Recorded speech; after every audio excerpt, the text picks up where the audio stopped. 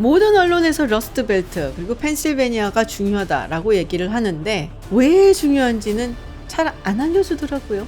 제가 알려드리겠습니다. 안녕하세요 여러분, 김주인입니다. 네, 미국 대선이 다가오면서 미국에 관련된 공부를 하셨던 분들이라든지 아니면 관심이 있으신 분들은 지금 뉴스 찾아보시고 여러 가지 할 이야기가 많으실 걸로 생각이 듭니다. 그런데 관심이 없는 분들도 어쩔 수 없이 많이 듣게 되는 얘기들이 있잖아요. 선거인단이라든지 스윙스테이트라든지 어떤 주가 가장 중요한 경합주냐 이런 얘기들이 많이 나오고 있는데, 그 중에서도 러스트벨트 중요하다, 경합주가 있다 얘기를 하지만 제가 예전에도 한번 말씀을 드렸을 거예요. 펜실베니아 가장 중요하다라는 이야기. 근데 사실 경합주라고 한다면 지금 꼽는 곳이 한 6개, 7개 주 정도 되는데요. 그 중에서도 왜 유독 펜실베니아가 중요하다라는 이야기를 듣는가? 오늘 그 이야기를 조금 해보려고 합니다. 자, 먼저 지도를 한번 보시죠. 미국이 직접 선거가 아니라 간접 선거다라는 사실, 이제는 거의 대부분의 사람들이 알고 있을 거라 생각이 듭니다. 각 주에는 선거인단이 주어지게 되는데 이 숫자가 어떻게 정해지느냐? 기본적으로 하원 의원 숫자, 그리고 상원 의원 숫자입니다. 미국에서 가장 인구가 많은 주, 캘리포니아죠. 그래서 캘리포니아는 2명의 상원 의원, 52명의 하원 의원, 그렇게 해서 선거인단 숫자가 딱 54명이 되는 것이죠. 가장 선거인단 숫자가 적은 주들은 3명입니다. 와이오밍이라든지 노스다코타, 사우스다코타, 델라웨어 이런 주들이 속해 있고요. 그리고 의회에서는 대표가 없지만 특별히 대통령 선거인단을 가지고 있는 곳이 바로 워싱턴 DC입니다. 선거인단 숫자도 변하기 마련인데요. 미국은 10년에 한 번씩 인구 센서스를 진행을 합니다. 그래서 각 주마다 인구가 얼마나 되고 또 변동이 얼마가 있는가를 보게 되는 거죠. 그리고 거기에 맞춰서 조정을 해야 되는 경우에는 선거인단 숫자를 조정을 해요. 예를 들어서 지난 대선 때만 하더라도 캘리포니아에 주어진 선거인단 수는 55명이었거든요. 근데 이번에는 1명 줄었죠. 54명으로. 반대로 텍사스 같은 곳은 2명이 늘어나서 40명이 되었고요. 플로리다 같은 경우도 1명이 늘었죠. 제가 예전에 다른 영상에서 텍사스 요새 뜬다고 말씀을 드렸는데요. 인구수가 증가를 하고 있다는 것이 선거인단 숫자 변화에서도 보여지는 겁니다. 자, 통상적으로 한 주에서 한 표라도 더 얻는 후보가 이 주에 걸려있는 선거인단을 모조리 가져간다라고 우리가 알고 있죠. 근데 여기에 예외인 주가 2개 있습니다. 바로 네브라스카 그리고 메인주입니다. 이 두 주는 상원의원 몫으로 주어진 2명의 선거인단은 이 주 전체에서 가장 많은 득표를 한 후보한테 주어지게 되고요. 그리고 나머지 선거인단은 연방의회 하원 의원들의 선거구마다 득표를 계산을 해서 그래서 거기서 이긴 사람한테 주어지게 되어 있는 겁니다. 그래서 네브라스카를 본다면은 전체적으로는 공화당 색채가 강한 곳이기 때문에 이 2명의 선거인단은 주로 공화당의 후보에게 가게 되고요. 근데 그 중에서 2번째 선거구가 이상하게 민주당 색채가 좀 있단 말이에요. 그래서 대체적으로 네브라스카의 2번째 선거구는 민주당 후보한테 갑니다.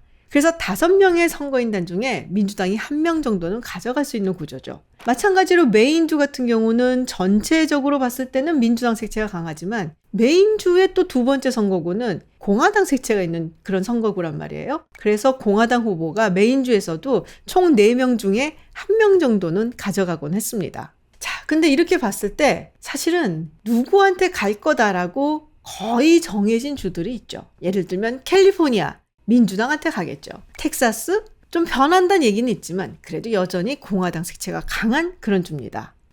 웬만큼 이상한 일이 벌어지지 않는 한 민주당 후보가 혹은 공화당 후보가 가져갈 거다라고 예상이 되는 주들을 계산을 해봤더니 해리스 부통령이 거의 가져갈 것으로 여겨지는 선거인단의 숫자가 226명, 그리고 트럼프 전 대통령이 거의 가져갈 것으로 여겨지는 선거인단 숫자가 219명입니다. 총 538명의 선거인단이 있고요. 그리고 과반 이상의 선거인단을 확보를 해야 되니까 270명 이상을 확보를 하면 대선에서 이기게 되어 있는데요. 그렇다면 나머지 93명의 선거인단에서 누가 더 많이 가져가느냐, 이걸 두고 싸우는 것이 되겠죠. 그럼 어디로 튈지 모른다라고 지금 여겨지고 있는 주들을 한번 살펴보도록 하죠. 우리가 잘 아는 러스트벨트 3인방, 위스콘신, 미시간, 펜실베니아. 그리고 거의 트럼프 전 대통령한테 넘어간 것 같았는데 해리스가 등장을 하면서 다시 한번 경합주로 분류가 되고 있는 곳들이 애리조나, 네바다, 조지아, 그리고 노스캐롤라이나입니다. 그 중에서도 미시간이나 위스콘신 같은 곳은 약간 더 민주당세가 강하고 해리스에게 좀 더 유리하다라고 여겨지는 곳이고요. 이 중에서도 아리조나, 조지아, 노스캐롤라이나 같은 곳은 트럼프한테 좀 더 유리하다라고 여겨지는 곳이죠. 일단 해리스가 거의 확보한 것으로 보이는 것이 226명이기 때문에 270명에 도달하기 위해서는 44명의 선거인단이 더 필요하게 되겠죠. 자, 여기서 한번 계산을 해보도록 하죠. 지금 미시간이나 위스콘신은 해리스한테 조금 더 유리하다라고 여겨지는 곳인데요. 그렇게 합하면 25명이 되겠죠. 44명이 필요한데 25명을 확보를 했다고 했을 때 필요한 숫자는 19입니다. 그런데 펜실베니아에 걸려있는 선거인단 숫자가 딱 19명이네요. 그러니까 위스콘신, 미시간, 펜실베니아 이 세 곳을 이기면 네바다, 아리조나, 조지아, 노스캐롤라이나 이런 곳을 다 지더라도 해리스는 270명을 획득을 해서 백악관으로 갈 수가 있는 겁니다. 그런데 만약에 펜실베니아를 이기지 못한다면 그래도 다른 주들을 요래요래 조합을 해보면 이길 수 있는 방법은 있습니다. 일단 본인한테 유리한 것으로 평가받고 있는 위스콘신과 미시간을 이긴다는 것을 전제로 하고 네바다 그리고 조지아를 함께 이기게 되면 273명을 확보를 하니까 여기서도 이길 수가 있습니다. 노스캐롤라이나에도 16명의 선거인단이 걸려있기 때문에 네바다 더하기 노스캐롤라이나 이렇게 해서 이길 수도 있고요. 아니면은 조지아 더하기 노스캐롤라이나 하면은 좀 더 크게 이길 수도 있겠죠. 결국에 펜실베니아를 이기면 그냥 깔끔하게 딱 끝나는데 그렇지 못할 경우에는 이런저런 주들을 다시 조합을 해서 이겨야 된다는 건데요. 근데 문제는 뭐냐면 펜실베니아를 이기지 못하는데 노스캐롤라이나나 조지아를 과연 이길 수 있을 것인가 라는 것이죠. 그래도 펜실베니아는 민주당세가 꽤 있어 왔었던 그런 주인데 노스캐롤라이나는 2008년 오바마 전 대통령이 승리를 한 이후에 단 한 번도 민주당이 승리를 해본 적이 없습니다. 조지아 같은 경우도 2020년에 바이든 대통령이 승리를 하긴 했지만 전통적으로 공화당세가 좀 강한 곳이기도 하고요. 굉장히 신승이었죠. 그러니까 민주당 입장에서는 조지아나 노스캐롤라이나보다는 펜실베니아가 오히려 해볼 만한 주다라고 볼 수가 있어요. 그래서 아주 결정적이고 중요한 주다라고 얘기하는 겁니다. 자, 해리스가 이기기 위해서 정말 결정적으로 중요한 주다라고 한다면 당연히 트럼프 전 대통령한테도 결정적으로 중요한 주가 되겠죠. 이곳을 뺏어오게 된다면 이길 수 있는 확률이 확 높아지는 거니까요. 근데 만약에 트럼프 전 대통령이 펜실베니아를 이기지 못한다? 그렇다면은 다른 주들, 위스콘신이나 미시간 같은 주는 더 이기기가 어렵다라고 볼 수가 있습니다. 그렇기 때문에 선거 자체를 이기는 것이 어렵다라고 봐도 무리가 아닌 거죠. 그래서 결론은 펜실베니아가 되는 겁니다. 아마 양측 캠프 전부 다 현재 펜실베니아에 가장 많은 물량과 자원을 쏟고 있을 거라고 생각이 들어요. 그런데 여기서 꽤 흥미로운 곳이 하나 있습니다. 바로 네브라스카의 두 번째 지역구. 제가 아까 네브라스카와 메인은 조금 다른 방식으로 선거인단을 배분한다라고 말씀을 드렸는데요. 네브라스카의 두 번째 지역구는 사실 민주당이 차지를 했었는데 이번에 약간 흔들린다라는 얘기가 있거든요. 정말 만약에 네브라스카의 두 번째 지역구가 트럼프한테 간다. 그렇게 되면은 해리스가 위스콘신, 미시간, 펜실베니아를 다 이겼을 경우에 269대 269 동률이 되는 겁니다. 이렇게 동률이 될 경우 어떡하냐? 그러니까 그 어떤 후보도 과반을 확보하지 못한 거잖아요. 이런 경우에는 연방의회의 하원이 대통령을 결정하게 됩니다. 그리고 이때는 각 주가 한 표를 행사를 하게 되어 있는데요. 그래서 과반을 얻은 후보가 대통령에 당선이 됩니다. 50개 주가 있으니까 26개의 주에서 표를 얻은 후보가 당선이 되는 거겠죠.